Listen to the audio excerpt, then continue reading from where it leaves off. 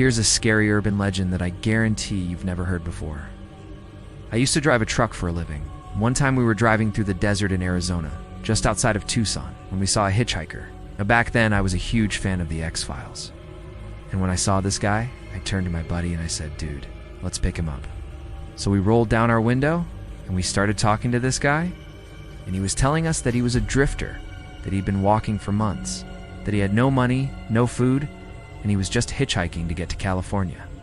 Now my buddy and I looked at each other and we're like, dude, I think you're the only person we've seen in weeks, and you look like you haven't bathed in a long time. And also, it's the middle of the desert. Why are you out here?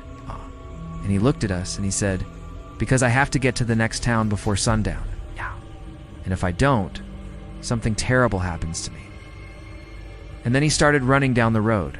We started following him and we're like, what the hell is this guy's deal?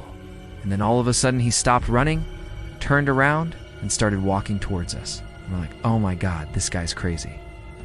And then he got to our truck and he looked in and he goes, do you guys see anything in there? You guys see what's in there? And then he started screaming and he ran off into the desert.